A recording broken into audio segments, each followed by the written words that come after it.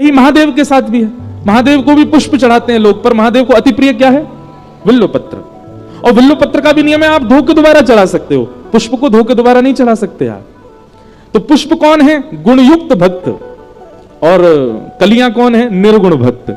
निर्गुण भक्त जितनी बार चाहो ठाकुर जी उसको स्वीकार कर लेंगे, पर गुण वाले को तो ठाकुर जी कभी कभी गुण लेने के लिए लेते हैं, फिर उसके बाद उसको फिर किनारे कर देते हैं। तो इसलिए गुण होना अति अनिवार्य नहीं है। तो आपने कहा लखनलाल जी कलियों का मुकुट बनाकर ठाकुर जी का श्रृंगार कर दिया, जय जय। आप कृपा करके कोई युक्ति बता दीजिए जिससे संत प्रसन्न हो जाएं, भक्त प्रसन्न हो जाएं। कोई त्रुटि हो तो क्षमा करना, आपका भाव। हमने सारे उत्तर प्रश्न बोलते बोलते ही दे दिए हैं, इनका पालन करो, निर्गुण हो जाओ, जरूरी नहीं है। और सबसे बड़ी बात बताएं बंधुओं, आपके पास यदि कोई गुण है तो अधिकतर यहां जितने भी लोग बैठे हैं लगभग अपनी आयु के बहुत श्रेष्ठ समय को आप सब देख चुके हो। अब तक आप सारे गुण संसार को प्रकट करके दिखा चुके हो, संसार को प्रभावित कर चुके हो। अब इस कथा के दक्षिणा रूप में एक चीज दे दीजिए कि कल से अपने सारे गुण ठाकुर जी को प्रस्तुत करो। आपको गाना आता है, ठाकुर जी को गा के सुनाओ। आपको नृत्य करना आता है, ठाकुर जी को नृत्य करके दिखाओ। आपको भोजन बनाना बहुत अच्छा आता है, तो कोई माताएं भोजन बनाना जानती हैं तो सबसे पहले पति या पुत्र के लिए बनाती हैं, पर अब ठाकुर जी के लिए बनाओ। अब आपके पास जो सद्गुण है भी वह संसार के लोक रंजन के लिए नहीं, ठाकुर जी की प्रसन्नता के लिए प्रस्तुत करो। हम तो कितने सारे बच्चे ऐसे हैं जो जुड़े हुए हैं कथाओं से, अधिकतर सब बच्चे ही हैं। कोई एमबीबीएस की पढ़ाई कर रहा है, कोई चार्टर्ड अकाउंटेंट बना हुआ है, कोई अलग अलग फील्ड्स में सब काम कर रहे हैं। तो वो लोग पूछते महाराज जी हम सेवा कर, मैंने कि काम करो, खूब अच्छी पढ़ाई करके जिस फील्ड में भी आप वो श्रेष्ठ बन जाओ और आकर के फिर ब्रज की सेवा करो। जैसे दो बालिकाएं हैं, उनको तो वो डॉक्टर बनने वाली हैं, उन्होंने ब्रज में जगह ले ली, अब वहीं क्लिनिक खोलेंगी और बोली महाराज जी हम ब्रजवासियों की तो 10 रुपए सेवा लिया करेंगी, बाहर वालों के 200 रुपए लिया करेंगे। मैंने कहा हाँ ऐसी चलाओ, इससे आपकी ब्रज सेवा हो जाएगी। ब्रज की सेवा करो, तीर्थों की सेवा करो, धामों की सेवा करो, वैष्णव संतों की सेवा करो। देखो बड़े बड़े शहर तो अपने आप विकसित हो ही रहे हैं, बड़े बड़े शहरों में सब अपने आप विकसित हो रहा है। अब आवश्यकता है हमारे तीर्थों को, हमारे धामों को। उनको विकास नहीं चाहिए, पर वहां सब कलियां होनी चाहिए। सुंदर सुंदर डॉक्टर्स भी हों, अच्छे अच्छे अकाउंटेंट्स भी हों, अच्छे इंजीनियर्स भी हों, और वो अपनी विद्या का प्रकार धाम के उत्थान में लगाएं। प्राचीन अयोध्या कैसा था उसको अपनी आधुनिकता से प्रकट करें। इस प्रकार की भावना कभी कोई मन। अब हमारे वृंदावन जाओ, हम ब्रजवासी हैं, वृंदावनवासी हैं, हमने यमुना जी का आचमन ना जाने कितने वर्षों से नहीं किया होगा, हम पी नहीं सकते। यमुना जी का जल हाथ में लो, इतने कीड़े उसमें, कैसे पान करें? बहुत कष्ट होता है। शास्त्र कहते हैं ठाकुर जी सारी लीला यमुना तट पर करते हैं, पर हमने यमुना तट छोड़ा कहां है वृंदावन में? नर्मदा जी जैसे कलकल करती बहती हैं, बहुत सुख मिलता है। गंगा जी को जब देखते हैं तो बहुत सुख मिलता, पर यमुना जी को देख के इतनी पीड़ा होती है।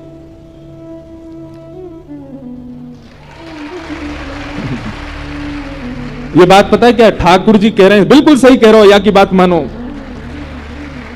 ठाकुर जी कह रहे हैं भैया जितने लोग यहां बैठे हो, जितने भी बड़े बड़े उद्योगपति यहां बैठे हैं, जितने भी राजनीतिक दल के लोग यहां बैठे हैं, वृंदावन जाना और जाकर के प्रसाद पाके दर्शन करके आना, यह वृंदावन का उत्थान नहीं है। वृंदावन की यमुना जी शुद्ध हो। वृंदावन अब वन नहीं रहा, वृंदावन के सारे वन नष्ट हो गए। आप लोग इसके लिए प्रयास करो। ऐसा लग रहा है ठाकुर जी आगे बैठ ही गए, अब उठ ही नहीं रहे। तो ठाकुर जी आकर के मोहर लगा रहे थे बात पर कि हाँ जी हमारी यमुना जी को शुद्ध करवाओ। हमारी पटरानी श्री यमुना जी हैं, ब्रज की रसरानी श्री यमुना जी हैं। यमुना जी की कृपा से वैष्णवों ने ठाकुर जी को प्राप्त किया। आज यमुना जी वहां यमुना जी का जल तत्व है ही नहीं। हम तो चाहते हैं कि कुछ लोग जुड़े, वैसे तो बहुत लोग जुड़े हुए, पर ऐसे कोई लोग जुड़े जो इस चीज में माहिर हों, जो हमको कुछ बता सकें कि व्यास मंच से हम क्या ऐसा कहें या कैसे। आज इतने युवा जुड़े हुए हैं, इन सब युवाओं को ले जाना चाहते हैं वृंदावन जाके, कुछ करें ऐसा कि श्री यमुना जी के शुद्धिकरण का भाव हो। लेकिन बहुत मुश्किल है, क्योंकि राजधानी बगल में है और राजधानी से ही यमुना जी आती हैं। सारा राजधानी का चरणामृत पीते हैं हम वृंदावनवासी, बहुत कष्ट होता है। फिर भी जो शुद्धि लोग हैं, जो किसी भी रूप में अपनी राय देना चाहते हैं, कल व्यास मंच पर हमारे आने से पहले अपने पत्र भेज दीजिएगा, तो हम पढ़ेंगे और अपना नंबर और वो सब भी देना, फिर हम कुछ ना कुछ प्रकल्प करना चाहते हैं कि श्री यमुना जी के लिए कुछ हो, क्योंकि ब्रज में बाकी सबका उत्थान हो रहा है लेकिन यमुना जी का नहीं हो रहा है। मौका दिया है, ठाकुर जी ने वाणी दी है और समय भी ऐसा है कि युवा जुड़ते जा रहे हैं, तो फिर क्यों ना इस सही समय का उपयोग सेवा करके किया जाए। कथा सुनना हमारी एक प्रायोरिटी है, यहां से हम भक्ति भाव सीख रहे हैं, पर सेवा के लिए हम केवल ठाकुर जी के विग्रह को सजाएं धजाएं, लीला, वो सब एक भाव है, पर धाम की सेवा हो कैसे भी।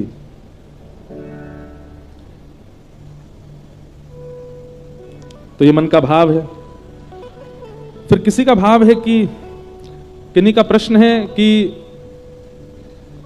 अगर कृष्ण से मेरा संबंध एक सखा के रूप में है तो मैं उनको पूजा कैसे कर सकता हूं? कौन मित्र अपने मित्र की पूजा करता है? कृपया इसका जवाब आप व्यासपीठ से ही दे दें। एक हमारी बात सुनो, पूजा का मतलब क्या होता है? आप पूजा का मतलब क्या समझते हैं? पूजा का मतलब किसी को केवल धूप अगरबत्ती दिखाना, उसकी सुख संपत्ति घर आवे कष्ट मिटे, इसी को पूजा कहते हैं? आप घंटी तो हिलाते हैं, पूजा तो करते हैं, अर्चना तो करते हैं, पर अपने आराध्य के प्रति प्रीति नहीं है तो आपकी पूजा तामसी है। पूजा का मतलब किसी को पूजना नहीं होता, पूजा का मतलब समर्पण होता है किसी के प्रति। और ये आपका सखा के प्रति भी हो सकता है, मित्र के प्रति भी हो सकता है, पत्नी के प्रति भी हो सकता है, पति के प्रति भी हो सकता है, माता पिता के प्रति भी हो सकता है, गुरु के प्रति भी हो सकता है। कल एक ने मुझसे प्रश्न भी किया, कल रात को एक बालिका ने, कि महाराज जी लोग आपको पूछते हैं, आप उनको मना क्यों नहीं करते? अब हम मन में ये सोचें कि भाई कौन सी पूजा कराई? पूजा तो कर नहीं कराते कभी भी, लेकिन हाँ लोग माला तो पहनाते हैं, लोग वंदन तो करते हैं, पांव हम छूने नहीं देते। कल तो हमारे पांव में ऐसा कट मारा किसी ने, ऐसे नाखून गाड़े, बताओ आपको हंसी आ रही है? हमारे खून ने करे आए हो, आप हंस रहे हो। तो कोई पसंद थोड़ी है, कोई चाहते थोड़ी है कि सब पूजा करें, पर किसी के प्रति समर्पण आ जाना, और समर्पण जब आता है ना तो फिर व्यक्ति चाहता है कि मैं इनको कुछ दे दूं। अब वो कुछ और तो दे नहीं पाता तो पुष्प ही ले आता है, कोई चित्र बना लाते हैं बच्चे हमारे, कैसे हाउ बिलाऊ चेहरा बना के लाते हैं। कभी कभी देखने में लगता है कि मैं इतना भयानक भी हूं लेकिन आप सबके भाव को प्रणाम, आप लोग तो भाव से ही बनाते हो।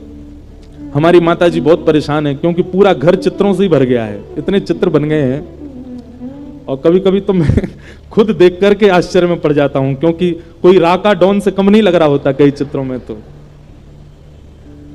और कई बार तो दाढ़ी, बीच में 1 महीना की कथा थी तो नियम में था, मैं कुछ करता नहीं था, तो वो इतना भयानक बने हैं उसके, तो मैं क्या बताऊं। तो पूजा का मतलब समर्पण होता है। समर्पण में हम कुछ निवेदित नहीं कर सकते तो हम पुष्प निवेदित करते हैं, हम प्रसाद निवेदित करते हैं, हम आरती कर देते हैं। आप सखा को भी समर्पण के भाव से उसकी पूजा ही कर रहे हो। पूजा की बाह्य विधि है अर्चना करना, पूजा की बाह्य विधि है भोग लगाना, पूजा की बाहर की विधि है दिन रात अगरबत्ती दिखाना, पूजा की आंतरिक विधि है समर्पित होना, समर्पण करना। और समर्पण तो किया जा सकता है सखा को भी। इसलिए आपका जो ये प्रश्न है कि आप कृष्ण को सखा मानते हैं तो उनको पूजें कैसे? एक बात सुनो, ठाकुर जी से चाहे आपके जितने संबंध हों, कभी कभी मां भी अपने बालक की नजर उतारती है, कभी कभी क्या सारी माताएं उतारती हैं। वो नजर उतारना एक प्रकार की आरती होती है, बस हम दिया जला नहीं रहे हैं उस समय, नहीं तो आप जो 7-8 बार उबार रहे हो उसके ऊपर, वो एक प्रकार की आरती। आरती भी तो यही है, हम ठाकुर जी की नजर ले रहे हैं, आपको किसी की नजर गुजर ना लगी हो। और नजर किसकी उतारी जाती है? जिसके प्रति प्रेम हो, जिसके प्रति समर्पण हो। तो समर्पण पूजा है, आरती पूजा नहीं है। और रही बात सखा की, आपसे कोई भी संबंध हो ठाकुर जी का, आप समर्पण भाव से, हम अपने लाल जी को अपना सखा मानते और भी कई भाव रखते, पर जब वो आते हैं कभी कथा में या आरती करते हैं, आरती करने के बाद फिर राई नॉन लेंगे हाथ में, किसी से दक्षिणा लेंगे हाथ में, और फिर ठाकुर जी के ऐसे आरती उतारते हैं। और आरती उतारने के बाद फिर उसकी थोड़ी राई अपने सिर पर डाल लेते हैं, जो पैसा होते हैं वो किसी को दे देते हैं, और जिसको भी दिया उसके खूब फले फिर। और फिर ठाकुर जी की बलैया लेते हैं, आपको कोई की नजर ना लगी हो, आप सब, यही तो समर्पण है। जब विशिष्ट उत्सव होता है, जैसे अभी गोवर्धन उत्सव होगा, तो उस दिन पता कैसे आरती करते हैं ठाकुर जी की? थाल में आटे का चंद्रमा बनाएंगे, आटे का सूरज बनाएंगे, और ठाकुर जी की आरती करके फिर चंद्रमा से बलैया लेंगे। अब चंद्रमा तो ला नहीं सकते, तो फिर एक भाव का चंद्रमा, फिर सूर्य भाव का रखेंगे, उससे बलैया उतारेंगे, फिर कई बार तारे बनाते हैं तो तारों से ठाकुर जी की बलैयां लेते हैं, आपको तारों से आपकी बलैयां ले रहे हैं, आज सूर्य चंद्रमा से आपकी नजर उतार रहे हैं। नाथ आपको कोई की नजर नहीं लगी, ये समर्पण है, ये पूजा नहीं है। तो जो सखा मानते हैं वो इस प्रकार से ठाकुर जी को पूछो। तो ये सब भाव हैं। आज के कुछ प्रश्न थे, सबको हम वंदन करते हैं और कथा क्रम में प्रवेश करते हैं। कल कथा 1 बजे प्रारंभ होगी और ठीक 4 बजे विश्राम होगी, इसलिए आप सब लोग कल का विशेष ध्यान रखना, समय से आ जाइएगा और हम यहीं से आपको प्रणाम करके प्रस्थान कर जाएंगे। बोलो बाल कृष्ण लाल की। अच्छा, एक भाव और, आज एक बहन मिलने आई थी सुबह, उन्होंने मुझसे एक बहुत अच्छी जिज्ञासा की कि महाराज जी आप मंच से थोड़ा सा इस बात पर प्रकाश डालें कि श्री ठाकुर जी के चित्रों को लोग अखबारों में निकालते हैं या पन्नों में, पेजों में निकालते हैं, वस्त्रों पर भी निकालते हैं, तो कम से कम उसका भाव बिगड़ता है। आप अखबार में भी नवरात्रि में रोज 9 दुर्गाओं का आता है प्रथम पृष्ठ पर ही, तो कभी कभी झाल मूढ़ी खाने जाओ तो वही पृष्ठ में मूढ़ी डाल के आपको दे दी जाती है। अब इसके 2 उत्तर हैं। पहला उत्तर, हरि व्यापक सर्वत्र समाना। हरि यदि सब जगह व्यापक है, आप इस बात को स्वीकार करोगे तो फिर कुछ नहीं कर पाओगे। सब जगह है, इस कालीन में भी है, माइक में भी है, पंडाल में भी है, पृथ्वी में भी है, सब जगह है। पर वो व्यापक सब जगह है, लेकिन संसार की क्रिया क्रियान्वित करने के लिए हमको चलना ही पड़ेगा, हमको कालीन पे बैठना ही पड़ेगा, उसके लिए हम और कुछ नहीं कर सकते। हाँ, ये हरि की गोद ही है, हम इसी में ही खेल रहे हैं। लेकिन प्रकट रूप से अगर आप कहीं ठाकुर जी का चित्र देते हैं अखबारों में, शादी के कार्डों में, वस्त्रों पर, तो ये बंद होना चाहिए, नहीं होना चाहिए। ठाकुर जी का चित्र नहीं होना चाहिए, क्योंकि जब ठाकुर जी का चित्र गलत स्थानों पर पड़ा रहता है तो फिर उसके प्रति बड़ी मन में भावना उत्पन्न होती है। अब क्या करें। अब बेचारे एक परिवार है, उन्होंने तो घर में कार्डों को भी मंदिर में सजा रखा, क्यों सब में भगवान है, इतने सारे भगवान जी आ गए एक संग घर में। अखबारों को भी सजाते जा रहे हैं, क्योंकि हर अखबार में, अब देखो उसी अखबार में अगले पृष्ठ पर कोई बहुत गंदी खबर भी छपी हुई है और उसी पर यहाँ ठाकुर जी का चित्र भी लगा है, वो दोनों एक संगी जुड़े जुड़े एक संग, तो कहीं ना कहीं भाव बनता है। तो इसका भी थोड़ा व्यास मंच से हम कहते हैं कि नहीं हो, भगवान का नाम अंकित कर दिया जाए, ठाकुर जी के बारे में कुछ बता दिया जाए, पर चित्र ना दिया जाए। ऐसे स्थानों पर, ऐसे ऐसे व्यवस्थित जगहों पर जहां पर चित्रों को फेंक दिया जाता है। पता है कि एक दिन का ही है अखबार पढ़ने का क्रम, 10 मिनट बाद वो अखबार रद्दी है। ऐसे अखबारों में या ऐसे कार्डों में, शादी कार्डों में ठाकुर जी का चित्र नहीं हो। एक ये भाव था। अब चलिए कथा क्रम में प्रवेश करते हैं। बोलो गिरिराज धरण की। नख पे धार लियो गिरिराज, नाम गिरधारी पायो है, गिरधारी पायो है, नाम बनवारी पायो है। नख पे धार लियो गिरिराज, नाम गिरधारी पायो। अभी भोपाल आने से पहले शरद उत्सव था गिरिराज जी में, 4 दिन की कथा थी।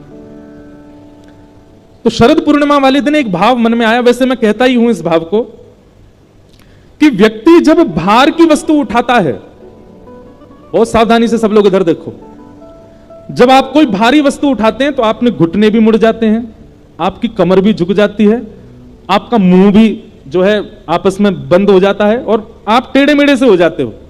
पर हमारे ठाकुर जी, गिरिराज जी बिल्कुल सीधा उठाया इन्होंने, ये बिल्कुल टेढ़े नहीं हुए गिरिराज जी उठाने में। ठाकुर जी गिरिराज जी कैसे उठाते हैं? कभी श्रीनाथ जी का दर्शन करो, दोनों पाम सीधे, कमर भी सीधी, छाती भी सीधी, मुख भी सीधा, केवल हाथ ऊपर करके ठाकुर जी ने गिरिराज जी उठाए, बिल्कुल टेढ़े नहीं हुए।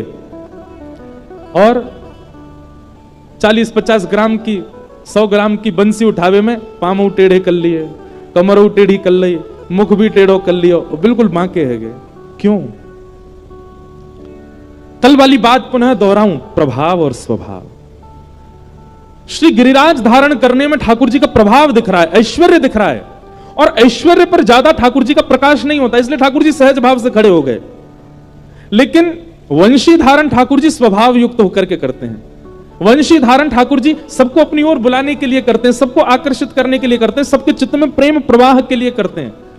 तो वहां ठाकुर जी छोटी सी वंशी को धारण करने के लिए 2 भुजाओं का प्रयोग करते हैं, अपनी अधर पर उसको सुलाते हैं, पाम ठाकुर जी के त्रिभंग हो जाते हैं, कमर भी टेढ़ी हो जाती है और ठाकुर जी मंद से झुक जाते हैं, मानो जैसे कितना भार पड़ रहा हो। तो भार नहीं पड़ रहा है। प्रेम के आगे ठाकुर जी नतमस्तक हो रहे हैं, प्रेम के आगे ठाकुर जी त्रिभंगी हो रहे हैं। इसलिए ठाकुर जी वंशी ऐसे धारण करें, गिरिराज जी बिल्कुल सीधे धारण करते हैं।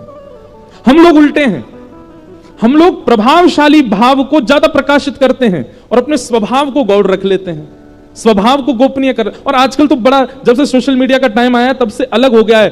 अब व्यक्ति स्वभाव को भी प्रभाव में ला करके प्रकाशित कर देता है। दया, दान गुप्त करने वाले भाव हैं, पर वो भी सब प्रकाशित करते हैं, उसको लोग प्रकाश में ले आते हैं। सेवा को लोग प्रकाश में ले आते हैं। हम अपने गिरधर लाल जी का नित्य चित्र नहीं डालते कहीं पर भी, बहुत कभी कभी मन हुआ तो डाल देते हैं। क्यों? अरे हमारे निज ठाकुर जी हैं, निज हमारी संपत्ति सबको क्यों दिखाएं रोज? हाँ, तो दर्शन करने आए तो आके कर जाओ, पर रोज क्यों दिखाएं ठाकुर जी? कुछ निजता होनी चाहिए। ये सोशल मीडिया के टाइम में हम लोग बहुत ज्यादा प्रकाशित हो गए। अब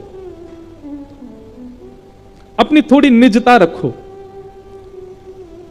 कई बार इस बात पर भी लोग हमसे प्रश्न करते हैं, बोले आप कह रहे हो निजता रखो, आपकी भी तो हर समय कुछ ना कुछ डलता ही रहता है। कथा से संबंधी ही डलेगा, ज्यादा से ज्यादा आजकल कभी कभी खेलने जाते हैं उसका डल जाता है, लेकिन वो दोनों बात, युवा बहुत है ना, तो युवाओं को कुछ प्रेरणा मिले उसके लिए। बाकी हम क्या खा रहे हैं, क्या पी रहे हैं, कब सो रहे हैं, पाम टूट गया, ओहो फ्रैक्चर हो गया, मैंने देखो पलस्तर लगवा के आया, डॉक्टर ने ऐसा, क्यों जरूरी है ये सब करना? इन सब का प्रकाश नहीं होना चाहिए। अपने जीवन में थोड़ी निजता लाइए। हमारे प्राचीन भारत में लोग बहुत गोपनीय रहते थे, और विशेष रूप से भजन तो गोपनीय ही करना चाहिए, उसका प्रकाश नहीं ज्यादा। थोड़ी निजता लाओ, और कम से कम स्वभाव को तो निज ही रखो। वो निज जनों को ही दिखना चाहिए, सबको नहीं। हमारे वृंदावन में किशोरी जी घूंघट में बैठी हैं, प्रत्यक्ष दर्शन नहीं है, निज भाव में। क्यों? ठाकुर जी का प्रेम स्वरूप है। तो गोवर्धन धारण किया ठाकुर जी ने। तत्पश्चात इंद्र ने आकर के भगवान से क्षमा मांगी, और इंद्र ने आकर के भगवान की स्तुति की कि पिता गुरुस्त्वम जगतामधीशो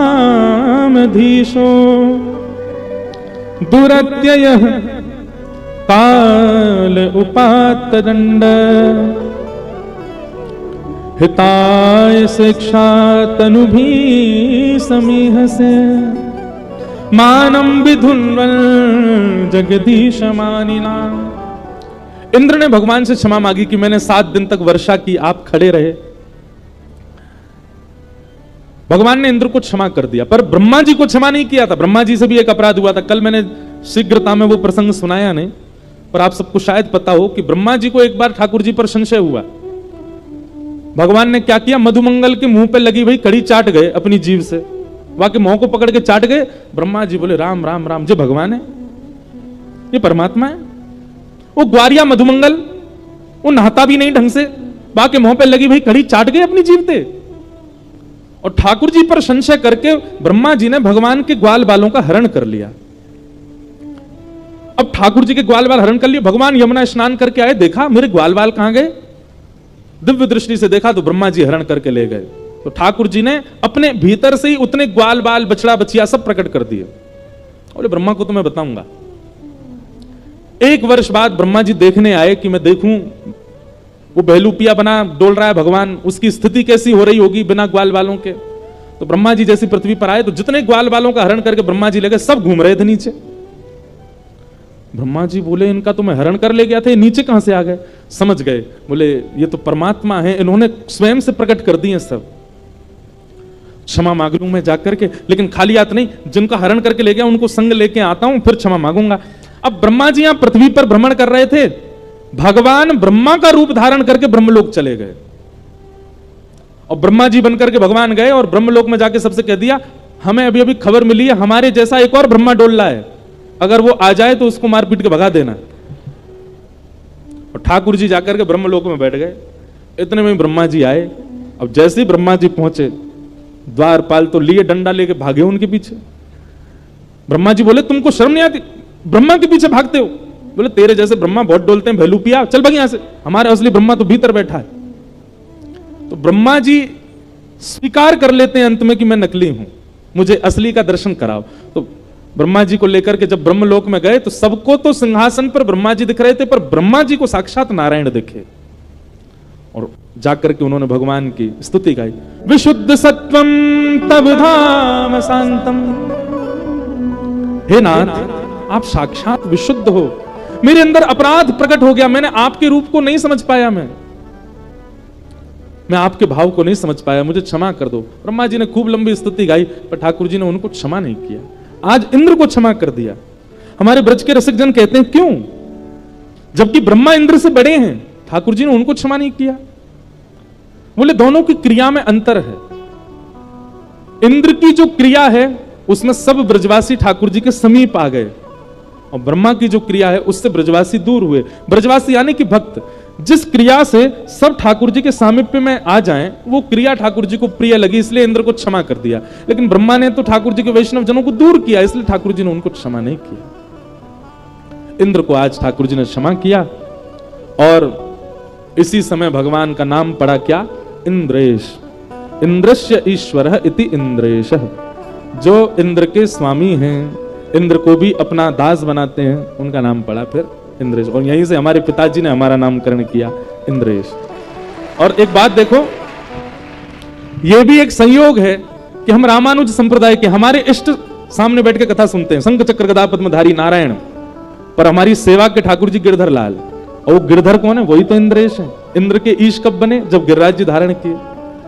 तो ये एक कोई, और एक पंक्ति में गाता हूं ना कथा में, कई जन्मों से बुला रहे हो, कोई तो नाता जरूर होगा, नजरों से नजरें मिला न पाऊं, मेरी नजर का कसूर होगा, तुम ही तो मेरे माता पिता हो, तुम ही तो मेरे बंधु सखा हो, कितने रिश्ते तुम संग मेरे, कोई तो रिश्ता जरूर होगा।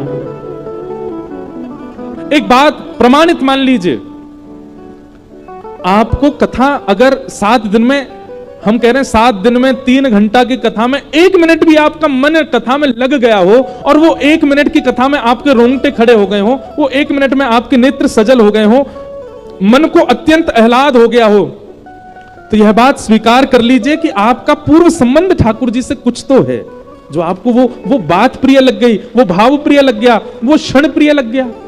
कैसे? हमने ठाकुर जी को देखा तो है नहीं, हम ठाकुर जी से मिले तो है नहीं, ठाकुर जी से कभी हमारा संवाद तो हुआ नहीं, फिर यह कथा इतनी प्रिय क्यों लगती है? वृंदावन जाकर के वह धाम क्यों प्रिय लगता है? वृंदावन के वैष्णव संत जनों को देखकर के उनके सामने सब समर्पित करने की इच्छा क्यों प्रकट हो जाती है? वृंदावन के प्रसाद को लेते समय कंठ इतना आनंद में क्यों आ जाता है? कथा सुनते सुनते नेत्र सजल क्यों हो जाते हैं? संबंध तो है ठाकुर जी से, कोई अपराध हमसे छोटा सा बन गया होगा, जिसके कारण ठाकुर जी ने पुनः मानव बना करके भेज दिया, और आज मानव बनकर के हम अपनी क्रियाओं को क्रियान्वित कर रहे हैं। पर जब कथा सुनी, जब सत्संग सुना, जब किसी संत रसिक की वाणी सुनी, तो वाणी सुनकर के मन आह्लादित हो गया, मानो हम तो भूल गए कि हमारा पूर्व संबंध क्या था ठाकुर जी से, पर हमारी चेतना को याद है, हमारी आत्मा को स्मृति है कि नहीं, ठाकुर जी से कुछ तो संबंध है, कोई तो भाव है। तो निश्चित ही हम कोई ठाकुर जी के पूर्व के सेवक रहे होंगे, हम ठाकुर जी तक तो कहां हमारी गति पहुंची होगी। दासानुदासो भवतास में भूय, ठाकुर जी के सखाओं के जो दास रहे होंगे, उनके दासों के दास जो रहेंगे, उनके दासों के किसी के दास तो रहे होंगे। कोई अपराध के कारण ठाकुर जी से विलग हो गए, पुनः जन्म हुआ, परंतु इस जन्म को सार्थक कर दिया, और हम मानते हैं कि हमारा जन्म सार्थक हो रहा है। क्यों? हम जो सेवा कर रहे हैं ये ठाकुर जी ने दी है, बस हम एक ही आशीर्वाद मानते हैं ठाकुर जी से, या के अलावा हमसे कोई काम बन ही नहीं पाए, बाकी सब काम में हम फिसड्डी रह जाएं, बस कथा हमसे हो पाए, और कोई काम के नहीं रहे। बस नाथ जीवन भर, जब तक श्वास है, जब तक वाणी है, जब तक जीवन है, जब तक प्राण है, तब तक ये कथा करते रहें, बस अपने जन्म को सफल कर दें इस कथा के माध्यम से। तो संबंध सबका है ठाकुर जी से प्राचीन। जिनका नहीं है वो कथा बाहर से पंडाल देख के भी निकल जाते हैं, जिनका नहीं है वो बगल में रहते हुए भी नहीं आ पाएंगे यहाँ पर। और जिनका है वो मंडीदीप से भी आ जाएंगे, जिनका है वो इंदौर से भी आ जाएंगे, जिनका है वो वृंदावन से भी आ जाएंगे, जिनका है वो विदिशा से भी आ जाएंगे, जिनका है वो सागर से भी आ जाएंगे।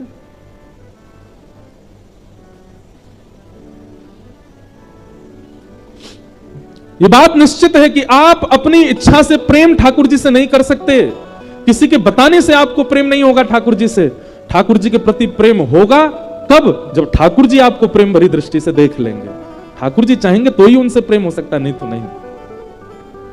हम संसार में, व्यवहार में किसी से मिलते हैं और उससे अगर हमारा सहज प्रेम या प्रीति या मन जुड़ जाए तो हम लोग सहज कह उठते हैं, भाई तेरे से कोई पुराना संबंध तो है हमारा। कोई व्यक्ति विशेष, चाहे वो सखा के रूप में आवे, चाहे वो गृहिणी के रूप में आवे, चाहे वो कोई नहीं तो कथा में बैठे हैं तो बगल में बैठा वाला व्यक्ति श्रोता है, वो कथा में ही मिले हैं, लेकिन उसके प्रति भी वो सहज एक संबंध जैसा अनुभव होता है, तो हम सहज कह उठते हैं कि हमारा कहीं पूर्व का संबंध तो नहीं। तो ठाकुर जी के प्रति भी जब आपका यह स्नेह प्रेम बढ़ता है ना, तो वहां भी इस बात को लागू कीजिए। आप कोई तो थे ठाकुर जी के समय पर, किसी को भी उठा लीजिए। मीराबाई माधवी नाम की गोपी थी द्वापर में, सूरदास श्री उद्धव जी महाराज, आपको पता है उद्धव जी ही सूरदास बनकर के आए हैं। क्यों? क्योंकि ठाकुर जी के निभृत निकुंज में किसी का प्रवेश नहीं है, केवल ठाकुर जी और किशोरी जी लीला कर रहे थे। ललिता विशाखा द्वार रोक करके खड़ी हैं कि कोई भीतर ना जाए, तभी उद्धव जी महाराज आ गए। उद्धव जी भगवान के सखा, तो उद्धव जी महाराज जैसे भीतर प्रवेश करने लगे, ललिता विशाखा ने रोका। सब लोग बहुत ध्यान से सुनो। बोले ठाकुर जी निवृत्त निकुंज में बैठे हैं, यहां किसी का प्रवेश नहीं है। उद्धव जी बोले निवृत्त निकुंज हो या कोई सी निकुंज हो, हमारा प्रवेश सब जगह। ललिता विशाखा बोली उद्धव अपनी द्वारिका में चलाना या मथुरा में चलाना, ये वृंदावन में नहीं चलेगी तुम्हारी। वृंदावन में सखियों की चलती है, हमारी इच्छा से ठाकुर जी पाते हैं, हमारी इच्छा से सोते हैं, हमारी इच्छा से चलते हैं। उद्धव जी बोले ठाकुर जी को अगर पता चल गया ना कि द्वार पर उद्धव आया है, अपनी सब लीला वीला छोड़ के आ जाएंगे बाहर, इतना प्रेम करते हैं मुझसे। ललिता विशाखा बोली वो सबसे ऐसे ही स्नेह बांध देते हैं, सबको ऐसा ही लगता है कि वो सबसे ऐसे ही प्रेम करते हैं, पर ऐसा कुछ नहीं है। वो ब्रज के लिए उनका अलग ही भाव है। उद्धव जी बोले देखिए मेरा समय खराब मत करो, मुझे भीतर जाने दो। ललिता विशाखा ने मना किया। उद्धव जी हठ पूर्वक निकुंज में प्रवेश कर गए, तो सखियों ने उनको शाप दे दिया। बोले जा तो जाओ, तुम हठ पूर्वक जा रहे हो भीतर, लेकिन हमारा शाप है कि तुम नेत्रहीन हो जाओगे, कुछ नहीं दिखेगा तुमको भीतर। उद्धव जी भीतर चले गए और भीतर जाकर के जब उन्होंने देखा तो निकुंज दिख रहा है, यमुना जी दिख रही है, सेज दिख रही है, ठाकुर जी की आवाज सुनाई दे रही, पर ठाकुर जी नहीं दिखे। तो उद्धव जी महाराज ठाकुर जी क्या, मुझे आप दिख क्यों नहीं रहे हो? बोले उद्धव ये सखियां सामान्य गोपियां नहीं है, ये गैया चराने वाली, गोबर थापने वाली, दूध निकालने वाली, इनको तुम सामान्य गोपी मत समझो। ये वेद की ऋचाएं हैं, ये दंडकारण्य मन के संत हैं, कितनी तपस्या करके गोपी बनकर के आई हैं। और इनकी बात सत्य है, निवृत्त निकुंज में किसी का प्रवेश नहीं है इनकी आज्ञा के बिना, और तुम चले आए। ठाकुर जी मैं तो देख ही नहीं पा रहा। बोले कोई बात नहीं, अब इसका लाभ कलयुग में तुमको जीवों को देना है, तुम ही सूरदास बन के आओगे। नेत्र नहीं होंगे, पर बिना नेत्र के भी मेरी उन लीलाओं का दर्शन करोगे जो नेत्र वाले भी नहीं कर पाए, और उन लीलाओं को लिख करके तुम पूरे जग को मेरे भाव से आस्वादित कराओगे। वही उद्धव जी सूरदास बन के आए। स्वामी श्री हरदास जी महाराज ललिता जी के अवतार, ललिता जी थी। विशाखा जी हरिराम व्यास बनकर के आए। हितरिवंश महाप्रभु पूर्व में वंशी हैं ठाकुर जी के। कोई भी ऐसा नहीं है ठाकुर जी के आसपास या ठाकुर जी से प्रीति करने वाला जिसका पूर्व संबंध ना हो। और यह आज भी लागू है ये बात, चाहे मैं हूं चाहे आप हो। हां हम इतने समीप के नहीं रहे होंगे, पर हां कभी तो ठाकुर जी को देखा होगा या कुछ ना कुछ संबंध तो हमारा रहा होगा, तभी इस जन्म में हमको ठाकुर जी प्रिय लग रहे हैं। कैसे कैसे ऐसे लोगों को मैं जानता हूं जो कभी वृंदावन नहीं गए, जिन्होंने कभी कथा नहीं सुनी, पर एक बार केवल कोई संकीर्तन सुन लिया या कोई कीर्तन सुन लिया या कोई भजन सुन लिया, नेत्र सजल हो गए, अब मन शांत हो गया, ना बोलने की इच्छा होती है ना किसी से मिलने की, अब बस मन में यही भाव उत्पन्न होता है कि हम चलें वृंदावन, जाएं वृंदावन। वृंदावन आधुनिक स्थान नहीं है, वृंदावन पर्यटन स्थान नहीं है, वहां पर्यटकों के लिए कुछ भी नहीं है। पर फिर भी भीड़ देखो आप, पर्यटक स्थलों पर इतनी नहीं होती होगी जितनी वृंदावन में होती है। सब भाव से जाते हैं। इसका मतलब क्या है? ठाकुर जी से कोई तो संबंध है। भगवान ने इंद्र को क्षमा किया, आगे भगवान की लीला बढ़ी और एकादशी व्रत की महिमा बताई गई। कितने लोग एकादशी करते हैं? सच्चे वाले बताओ। सच्चे वाले हैं सब, बहुत अच्छी बात। 3 निष्ठाएं पालन किया कीजिए। कृष्ण भक्त, सबसे पहले तुलसी निष्ठा, तुलसी धारण करो। दूसरी नाम निष्ठा, नाम जप में प्रवीण हो जाओ। और तीसरा एकादशी निष्ठा। ये 3 निष्ठा प्रधान। तुलसी धारण करने वाले ध्यान रखना, फिर कुछ भी ऐसा पाना नहीं जो तुलसी धारण करने के बाद अपवित्र हो। आप फिर कुछ भी ऐसा खा पी नहीं सकते, इसलिए तुलसी निष्ठा में थोड़ा ध्यान रखिएगा। दूसरी बात, एकादशी निष्ठा और नाम निष्ठा। एक बात बहुत ध्यान से सुनिएगा, व्रत में भार का अनुभव जैसे ही होता है ना, व्रत टूट जाता है। आप व्रत करते समय अगर मन में ये विचार करते हैं, आज तो एकादशी है, द्वादशी में इतना पा लिया कि भूखे ही नहीं लगे अगले दिन, ऐसा व्रत नहीं। व्रत को सौभाग्य मान करके धारण करो। वो सौभाग्य है मेरा। कई बार कई लोग व्रत रखते हैं तो व्रत के समय कोई और अगर अन्न पा रहा हो तो उससे दूर उठ के बैठ जाते हैं। क्यों? इसकी थाली देख के हमारा मन नहीं करावे। आप किसी की थाली देख के जब आपका मन करता है तो भी व्रत टूट जाता है। एकादशी के प्रति ऐसी भावना होनी चाहिए कि वो आपका सौभाग्य है। आप उसको राजी राजी खुशी होकर के उत्सव मना करके एकादशी करते हैं। आज हमारे ठाकुर जी के लिए हमने व्रत रखा है। एकादशी के दिन अन्न में पाप का निवास होता है, इसलिए अन्न सेवन नहीं करना चाहिए। और चावल तो पूर्ण अन्न होता है, इसलिए चावल तो बिल्कुल ही नहीं खाने चाहिए। वृद्ध लोग, बालक और बीमारों को छूट है, लेकिन वह भी केवल रोटी पाएं, चावल नहीं पाएं। दूसरी बात, एकादशी यदि आप रखते हैं और एकादशी के दिन कोई धाम का प्रसाद लेकर के आपके घर आ जाता है, तो प्रसाद के प्रति यह भावना मत रखो आज तो एकादशी हम कल पाएंगे। नहीं, आपकी एकादशी प्रसाद से ऊंची नहीं है। अगर कोई प्रसाद लेकर के आया और प्रसाद में अन्न है, कोई धाम का प्रसाद लेकर के आया, आसपास के मंदिर का भी अगर आया है तो उसको भी प्रणाम कर लो, पर धाम का यदि प्रसाद आया है तो धाम के प्रसाद के साक्षात गोविंद आए हैं आपके घर, उनको आपको तुरंत स्वीकार करना चाहिए। अब लोग इसमें कहते हैं उसमें भी तो अन्न है। देखो, प्रसाद वस्तु नहीं है, प्रसाद अन्न नहीं है, प्रसाद प्रसाद है। दोष अन्न में होता है, प्रसाद में नहीं। अब लोग आगे इसमें आप और भी भावना कर सकते हैं, हम अपने घर के ठाकुर जी का भोग लगा देंगे तो वो भी तो प्रसाद बन गया, तो पा ही सकते हैं हम उसको। पर कहीं ना कहीं आप उसको अपनी ऊर्जा के लिए पा रहे हो ना, आप उसको पूर्ण रूपेण प्रसाद समझ करके तो नहीं पा रहे। आप घर में भी जो भोजन करते हैं वो ऊर्जा के लिए करते हैं, और ऊर्जा के लिए किया गया भोजन होगा, वो प्रसाद नहीं है। हां, आपने ठाकुर जी को निवेदित करके पाया है।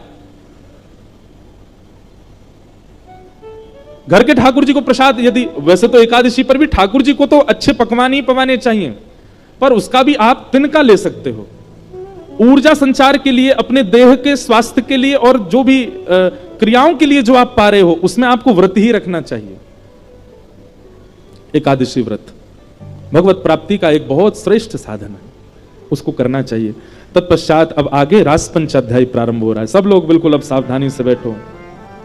श्रीमद् भागवत का प्राण धन श्री रास, जो अभी निकल करके गई शरद पूर्णिमा, वही प्रसंग है, पर हम ज्यादा विस्तार ना करके उसको भी सूक्ष्म में ही कहेंगे। भगवान पिता रात्रि शरदोत्फुल्ल मल्लिका विक्षरन्तुम मनश्चक्रे योग मायामुपाश्रित।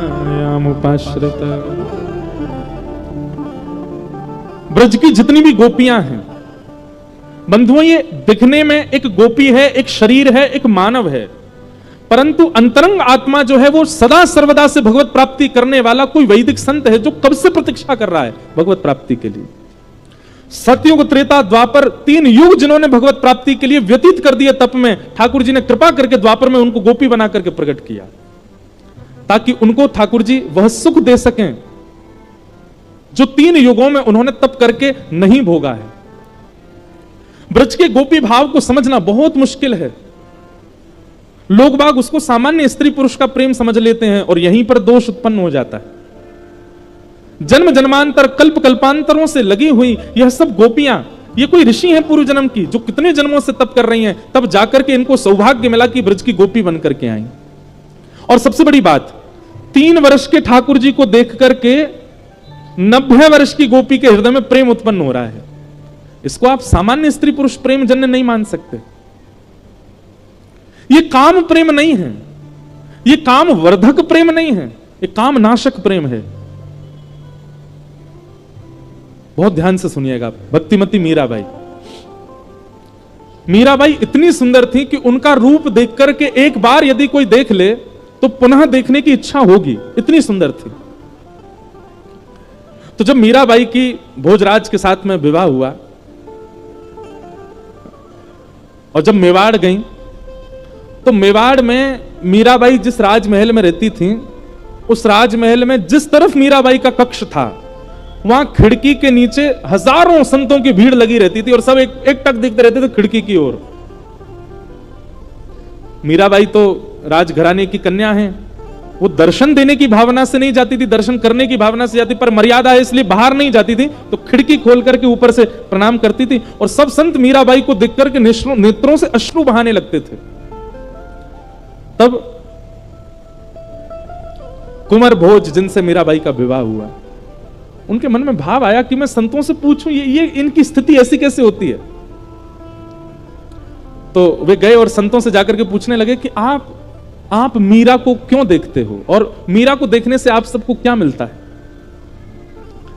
तब संतों ने प्रत्युत्तर देकर के कहा कि 5-5, 10-10 वर्ष तक भजन करने के बाद भी ठाकुर जी इतने प्रिय नहीं लगे जितने प्रिय मीराबाई को एक बार देखने से लगने लगे।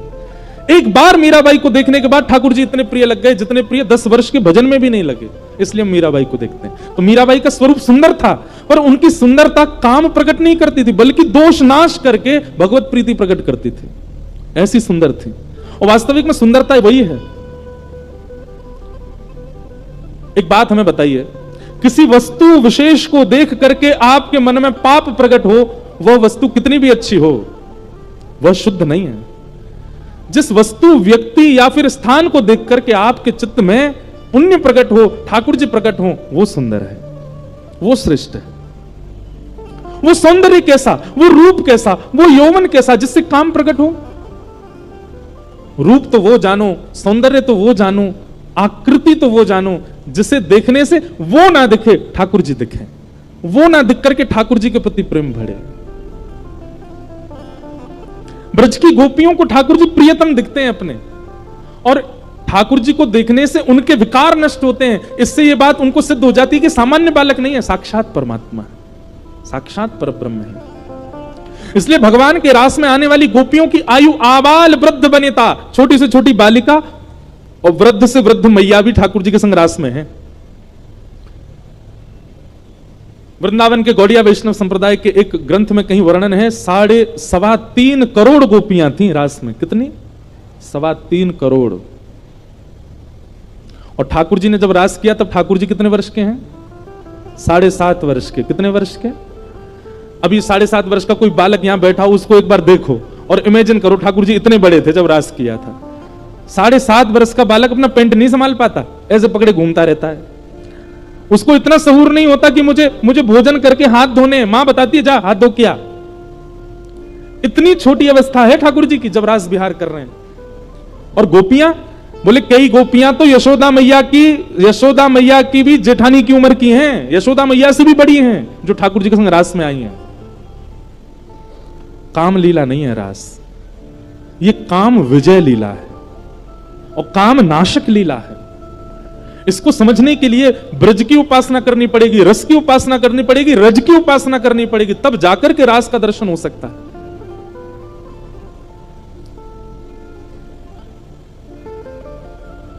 आज शरद पूर्णिमा का चंद्रमा जैसे उदित हुआ आकाश में, भगवान ने टेर बजाकर के वंशी में सब कृष्ण प्रेम में उन्मुक्त गोपियों को बुलाया, और सब गोपियां जिस कार्य में हैं यथावत वहीं उस कार्य को छोड़ करके भागी ठाकुर जी से मिलने के लिए। कोई श्रृंगार कर रही है, कोई पति को भोजन करा रही है, कोई बालक को दूध पिला रही है, कोई वस्त्र धारण कर रही है, कोई स्नान करके आई है, कोई केस संवार रही है। तो मतलब अगर केस संवार रही है और कानों में ध्वनि वंशी की आ रही है, तो ये नहीं सोच रही है कि मैं केस व्यवस्थित करके फिर जाऊं।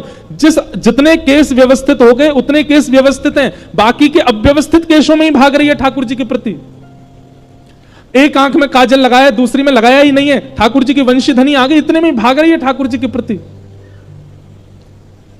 कोई अपने बालक को भोजन करा रही है, लेकिन बीच अवस्था में ठाकुर जी पुकार रहे हैं, तो वो आधी अवस्था में ही बालक को दूध पिवा करके भाग रही है। एक बहुत सुंदर भाव है इस भाव के ऊपर।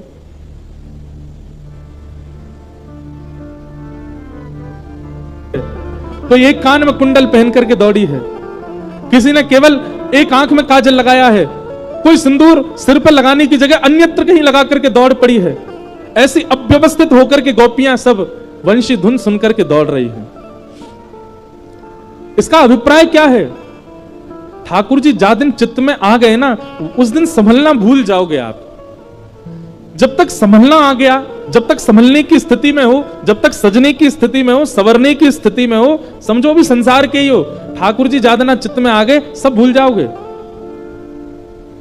कैसे बन के रहना चाहिए, कैसे सज के रहना चाहिए, कैसे संभल के रहना चाहिए, ये स्थितियां सब ठाकुर जी दूर कर देंगे।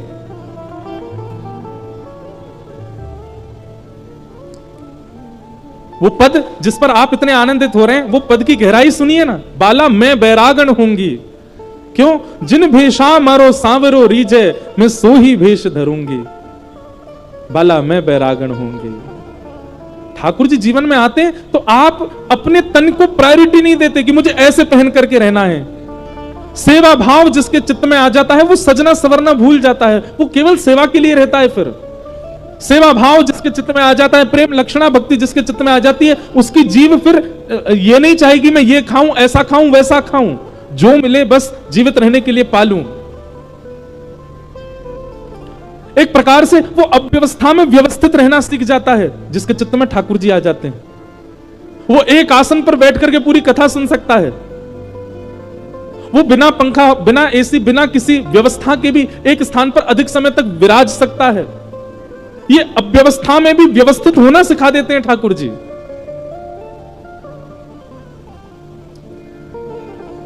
गोपियां सब दौड़ी और अव्यवस्थित स्थिति में जा रही हैं। ठाकुर जी जैसे ही नेत्र खोल करके देखते हैं तो सब गोपियां सामने खड़ी हैं। भगवान ने सब गोपियों के आने का कारण पूछा। तत्पश्चात भगवान ने 10 श्लोकों में बार बार गोपियों से कहा अपने घर वापस चली जाओ, पर गोपियां नहीं गईं।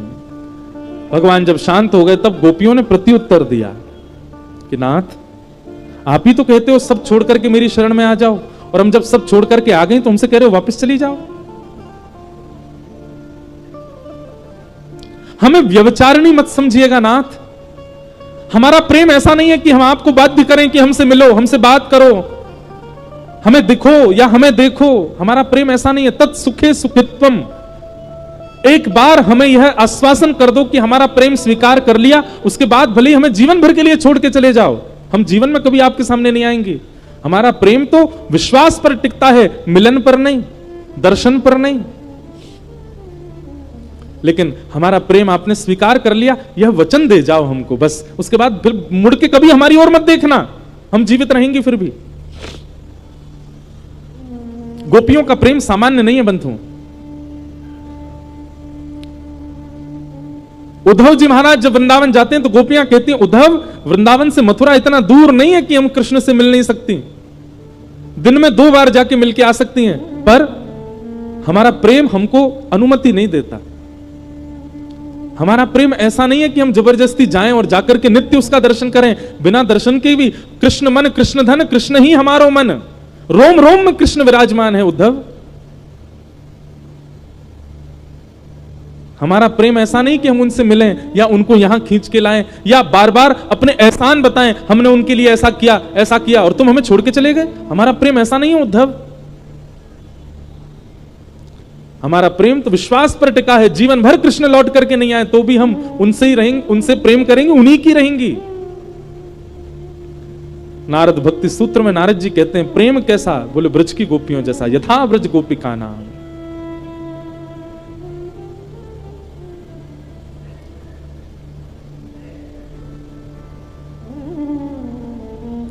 ठाकुर जी गोपियों की बात सुनते हैं और फिर गोपियों से कहते हैं अरे मैं तो परीक्षा ले रहा था आप सबकी, आओ चलो हम रास करते हैं। और ठाकुर जी गोपियों के संग रास करने लगे।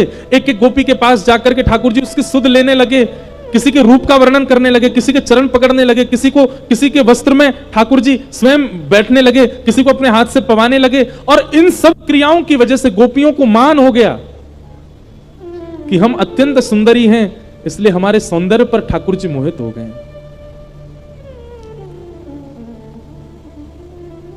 बंधुओं, एक बात मेरी बहुत ध्यान से सुनिएगा। हम इतनी भक्ति करते हैं, इतना भजन करते हैं, इतना नाम जप करते हैं, इतनी कथा सुनते हैं, इतनी सेवा करते हैं, फिर भी ठाकुर जी प्रकट क्यों नहीं हो रहे हैं?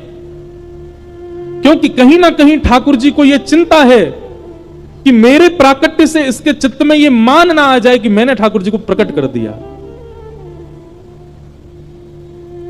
ठाकुर जी को हमारी चिंता है कि कहीं इसको अभिमान ना हो जाए।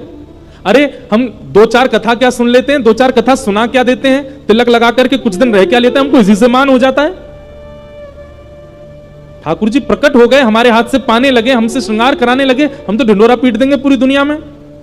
मान करेंगे कि हमारी भक्ति की सामर्थ्य देखो, ठाकुर जी प्रकट कर दिए। इस भय के कारण ठाकुर जी प्रकट नहीं होते कि कहीं इसको मान ना हो जाए, क्योंकि गोपियों के चित्त में मान हो गया।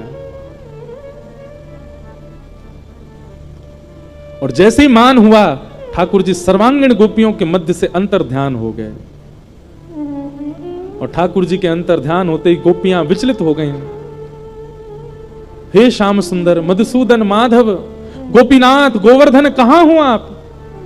अर्धरात्रि का समय विहंगम जंगल गोपियों को छोड़ करके ठाकुर जी चले गए। अबला नारियों की तरह सब गोपियां ढूंढ रही हैं कि श्याम सुंदर कहां है। प्यासे को एक घूंट पिला करके पानी दूर कर दिया जाए तो वो प्यासा तड़प करके मर जाएगा। वैसी स्थिति गोपियों की हो गई। गोपियों ने गोपी गीत गाया और गोपी गीत के पूर्ण होते ही गोपियां रुदन करने लगी और तभी भगवान श्री कृष्ण उन सब के मध्य प्रकट हो गए। बोलो रास रासेश्वर भगवान की। जो गाएगा वही पाएगा, लिख लीजिए। जिसको पाना है उसको गाना तो पड़ेगा। जिसने भी पाया गा करके ही पाया, चाहे मीराबाई हो, चाहे सक्कूबाई हो, चाहे तुलसीदास हो, चाहे हनुमान जी महाराज हो, चाहे कुंभन दास हो, चाहे रैदास हो, चाहे कबीर दास हो, जिसने भी पाया गा के पाया, बिना गाए किसी ने नहीं पाया। तो कई लोग कहते हैं महाराज जी हमारे पास स्वर नहीं है, हम क्या करें? गाओ, अनुराग में गाओ, धीरे धीरे गाओ, ऐसा गाओ कि केवल ठाकुर जी सुने और कोई नहीं सुने। क्योंकि आप इतनी जोर से गाओगे तो बाकी के सब लोगों के चित्त से ठाकुर जी भाज जाएंगे। तो जिनके पास स्वर नहीं है वो धीमे धीमे गाओ, पर गाओ। गाने का मतलब संगीत नहीं होता, गाने का मतलब अनुराग होता है। एक लीला सुनाए छोटी सी। आज परम सौभाग्य है, हमारे मध्य महंत महेश्वर दास त्यागी जी महाराज श्री गंज हनुमान मंदिर गंज बासोदा विदिशा से पधारे हैं। महाराज जी के श्री चरणों में प्रणाम। और पूज्य महाराज जी के सानिध्य में पूज्य पिताजी महाराज कथा की सेवा कर चुके हैं, तो ऐसे महाराज जी पधारे हैं, आपको बारंबार वंदन करते हैं। एक लीला सुना रहे हैं, बहुत ध्यान से सुनना। एक बार श्रीनाथ जी का नियम, हमारे ब्रज में नियम है कि ठाकुर जी गा के उठते हैं, गा के सोते हैं, गा के खाते हैं, बिना गाए कुछ नहीं होता। ब्रज की सेवा में 3 भाव प्रधान है, राग, भोग और श्रृंगार। ठाकुर जी को सबसे पहले राग सुनाना पड़ता है, दूसरा भोग पवाना पड़ता है, तीसरा श्रृंगार। ये 3 से लाड़ लड़ाते हैं हमारे ब्रज में। तो हमारे यहां पर ठाकुर जी को सुबह उठाएंगे तो गा करके, सुबह का राग है भैरव, ठाकुर जी को भैरव गा के सुनाया जाता है, भैरवी सुनाया जाता है, तो ही ठाकुर जी उठते हैं। अब जिनको संगीत पता है वो सुन लो, जिनको नहीं पता वो ऐसे सुन लो। तो भैरव और भैरवी राग ये ठाकुर जी को उठाने के लिए गाए जाते हैं। फिर श्रृंगार जब होता है ठाकुर जी का, तब भी ठाकुर जी के लिए गाया जाता है। आज ठाकुर जी कैसे लग रहे हैं, ऐसी मुकुट पहनी, ऐसी पीतांबर पहनी, ऐसी माला पहनी, ऐसे कुंडल पहने, ऐसे नेत्र है, ठाकुर जी के लिए राग गाया जाता है। भोग भी ठाकुर जी गा के ही पाते हैं। आज दधि मीठो मदन गोपाल, आज बहुत सुंदर प्रसाद बनो ठाकुर जी पाओ, गा के ठाकुर जी पाते हैं। सोते भी ठाकुर जी गा के, कोई गा के सुनाना पड़ता है उनको। क्या सुनाना पड़ता? बिहाग। बिहाग सुनाओ तब ठाकुर जी सोते हैं। तो एक बार की बात है, श्रीनाथ जी मंदिर में एक द्वारपाल की सेवा एक व्यक्ति को मिली। बहुत ध्यान से सुनना। तो उसका नियम क्या था कि रात्रि शयन जब मंदिर हो जाता था, मंदिर बंद हो गए, उसके बाद वो आता था। शिफ्ट चेंज होती थी, सुबह से जो द्वारपाल था वो चला जाता था, रात का द्वारपाल रहता था और वो रात भर जगता था। सुबह मंगला होती थी जब ठाकुर जी की, तो मंगला दर्शन करके फिर वो अपने घर जाता था। तो मंगला में राग गाया जाता बिहाग, नहीं, मंगला में राग गाया जाता भैरवी।